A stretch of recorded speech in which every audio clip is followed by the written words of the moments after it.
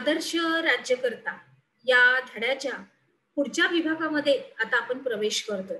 चला तर मग आतापर्यंत आपण आपल्या शिवाजी महाराजांचे सगळे गुण बघत होतो की कशा प्रकारे त्यांचं धोरण, त्यांचा पराक्रम आणि तोच संदर्भ घेऊन आता आपण या उपक्रमात पुढे जातो.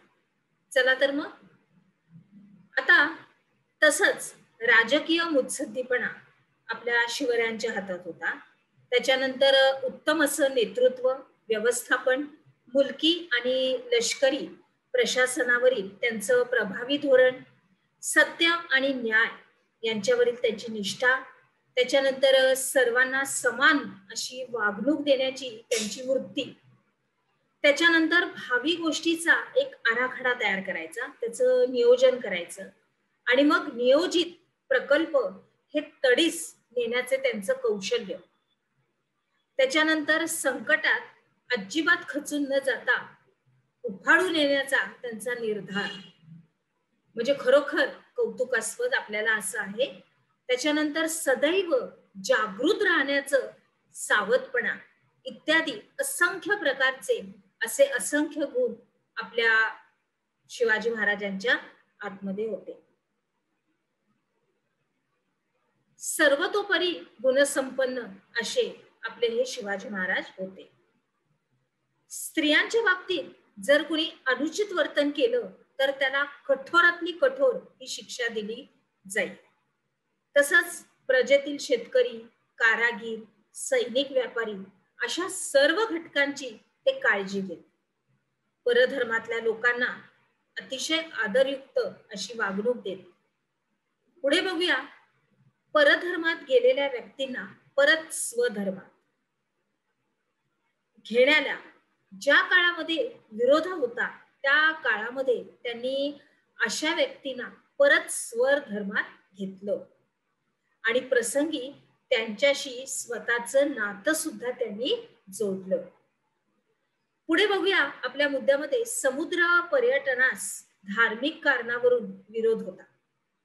त्या काळामध्ये त्यांनी सिंधुदुर्गांसारखे जलदुर्ग बांधले आणि आरमाराची निर्मितीही केली. तसंच समुद्रावरून येणाऱ्या बाह्य आक्रमणाची दखल त्यांनी घेऊन त्याच्यावरती उपाय आणि संपूर्णपणे सुरक्षितता त्यांनी तयार ठेवली होती. याचाच अर्थ काय होतो की ते राज्याभिषेकाद्वारे सुद्धा स्वराज्याचे एक अधिकृत असे राजे बनले होते. त्यांनी एका राज्याभिषेकानंतर धार्मिक दृष्ट्या वेगळ्या प्रकारचा दुसरा असा राज्याभिषेक करून घेतला होता आणि त्यांच्या या सर्व कृती त्यांचं धार्मिक क्षेत्रातील क्रांतिकारकत्व हे दर्शवणाऱ्या अशा आहेत. पुढचे मुद्दे आपण बघूया की स्वराज्यावर जेव्हा जेव्हा जीवघेणी अशी संकट येत असत तेव्हा तेव्हा ते आपल्या सहकार्यांची त्यांच्यासह ते स्वतःच त्या संकटांना भिडत. त्यामुळे त्यांचे सहकारी सुद्धा जे होते ते स्वराज्यासाठी प्राण अर्पण करायला तयार होते, कारण महाराज स्वतःच संकटाच्या समोर जायचे. म्हणजे काय तर अर्थात अशा मोठ्या संकटांना नेहमी धैर्यानं आणि निर्भयपणानं सामोरं जाणं एवढंच त्यांचं मोठेपण नव्हतं, तर त्यांना आपल्या स्वराज्याला एक नैतिकतेचा आणि गुणवत्तेचा आधार हा द्यावाचा होता. आणि म्हणूनच महत्वाच्या गोष्टींप्रमाणेच छोट्या छोट्या गोष्टींच्या बाबतीतही त्यांनी संबंधितांना योग्य ते आदेश दिल्याचं आपल्याला आढळतं. मग सैनिकांनी शेतकऱ्यांच्या शेतातील भाजीऐवजी जबरदस्तीने न घेता कामा नये. याच्यामध्ये काय करायचंय की सैनिकांनी शेतकऱ्यांच्या शेतातील भाजी देखील जबरदस्तीने घेता कामा नये. आम्ही सैनिक आहोत, आम्ही तुमच्या शेतातली भाजी घेणार म्हणून ओरबाडून घ्यायची आणि घेऊन जायचं, असं करायचं नाही. या अर्थाचा आदेश त्यांनी आदर्श आहे म्हणून सगळ्यांना मांडून दिला होता. त्यांनी झाडे तोडण्यावर घातलेली बंदी सुद्धा महत्वाची आहे. पुढे बघूया, किल्ल्यावरील जर कचरा इकडे तिकडे कुठेही न टाकता परसात जाळावा आणि त्यांच्या राखेवर भाजीपाला पिकवावा. म्हणजे राख हे एक प्रकारे खताचं काम अतिशय उत्तमरित्या करते. तर मग हा कचरा कुठेही न टाकता तो जाळून त्याच्या राखेवर भाजीपाला पिकवावा असा त्यांचा आदेश होता. ते स्वराज्याची उभारणी करताना बारीक सारीक या सगळ्या गोष्टींकडे लक्ष देत, की यावरून स्पष्ट होतं की ते केवळ योद्धेच नव्हते, तर एक नव्या स्वतंत्र आणि नीतिमान आणि सुसंस्कृत अशा समाजाच्या निर्मातीचे ते शिल्पकार सुद्धा होते. त्यांची थोरवी ही सर्वांगीण आहे.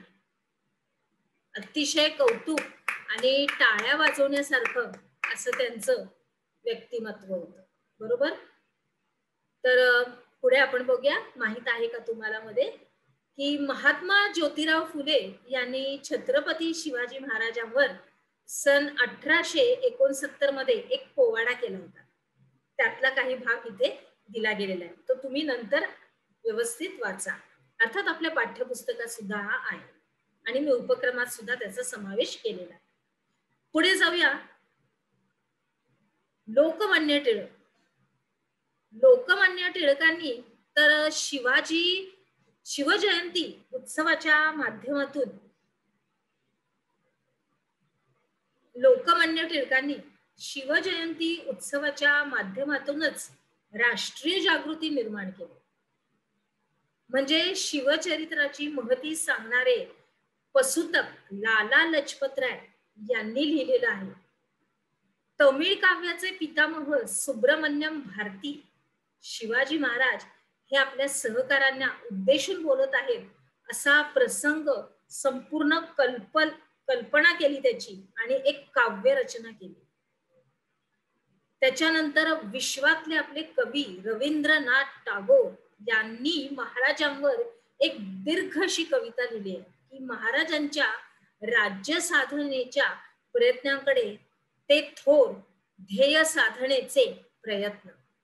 कारण जे काही ध्येय त्यांना दिलं होतं की स्वराज्य स्थापनेचं ते त्यांनी अतिशय प्रामाणिकरित्या पार पाडले.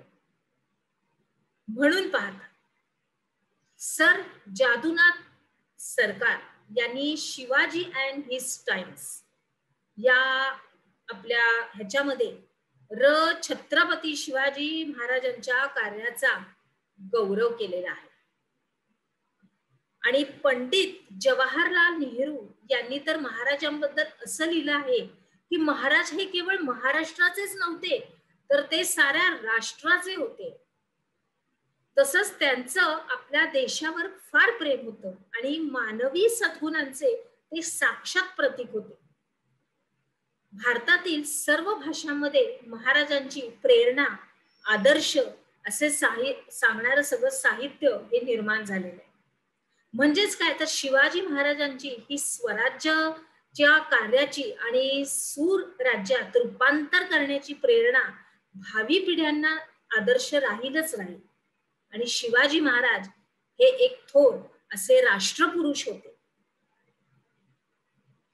समजलं. आता इथपर्यंत आपला पूर्ण धडा. पुढे जाऊया. आपण काय शिकलो ह्याच्यामध्ये लिहितेव्हामध्ये लिहायचंय की रयतेचे नुकसान होऊ नये म्हणून शिवरायांनी सैनिकांना कोणती ताकीद दिली होती. त्याच्यानंतर शिवाजी महाराजांचं धार्मिक धोरण सहिष्णू होतं हे कोणत्या बाबीवरून दिसून येतं. चला तर मग आता आपण आपल्या पुढच्या विभागामध्ये प्रवेश करूया.